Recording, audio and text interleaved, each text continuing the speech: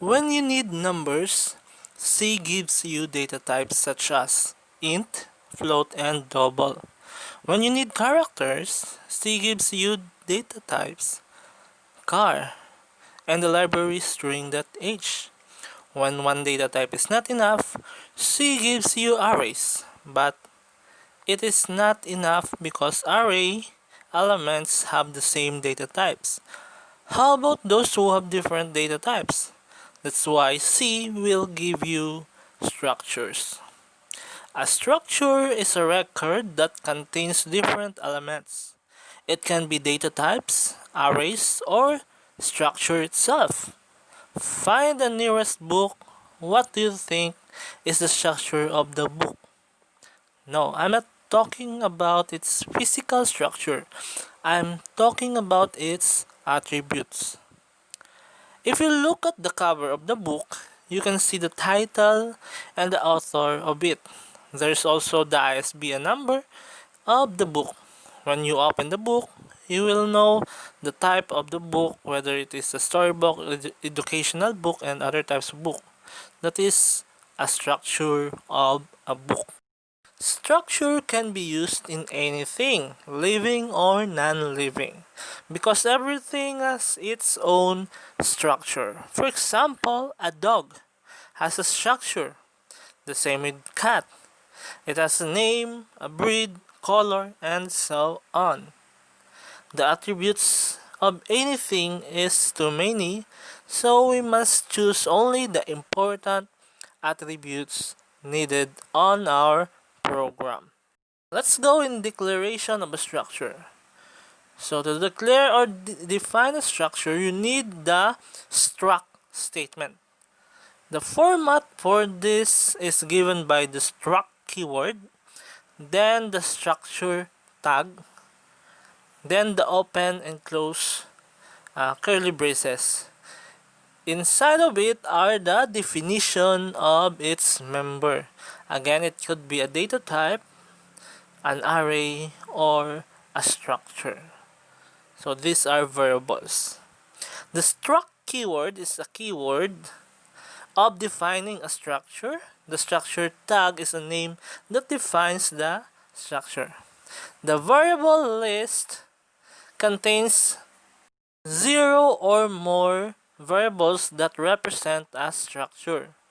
If you are confused between the structure tag and the variable, don't worry, we are on the same boat. What I mean, I feel you. To remove your confusion, let me give the example. So this is the structure of a book. First, the struct keyword, then the tag books. Then inside of the open and curly braces are the variables car title with 50 characters, the author with also 50 characters, the subject and with 50 characters, and an integer which is the book ID. And then we have here the variable list, book 1, book 2, and book N.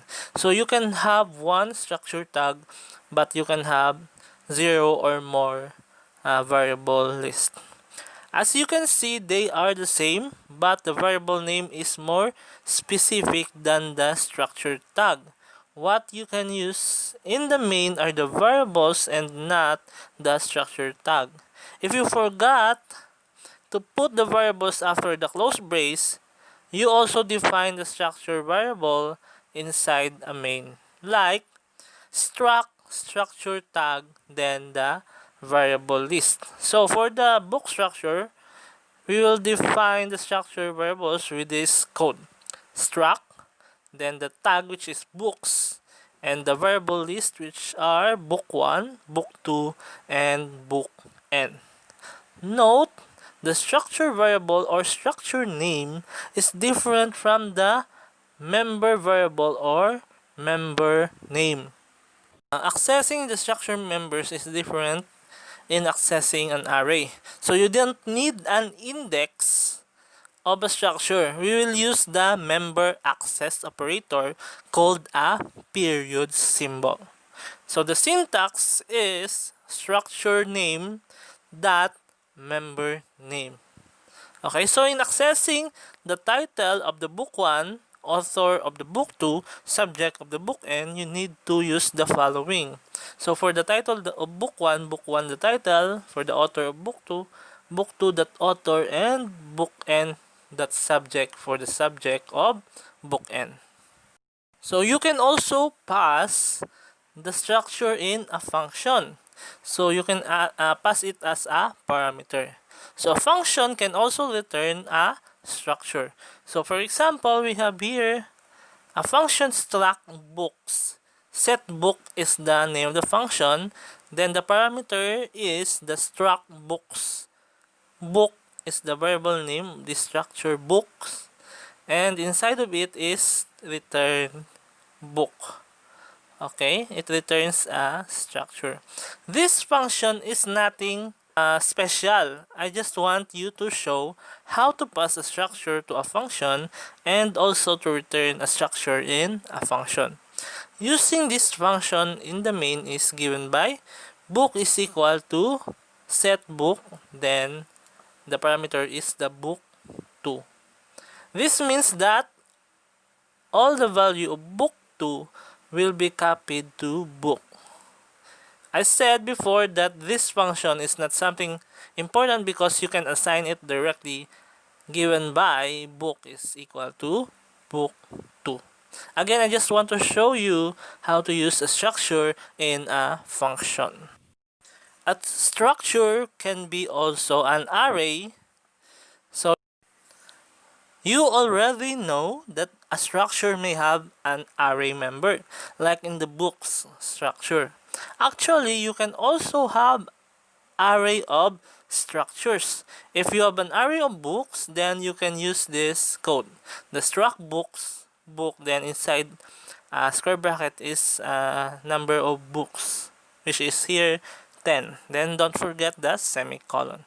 So, accessing the title of the first book is given by book 0.title. I hope that you still remember your arrays.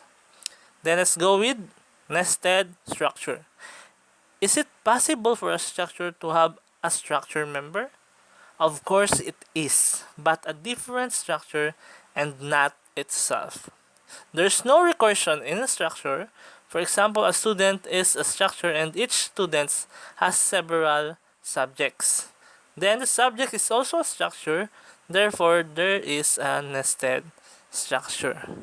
So now we are done. So do your assignment number 10.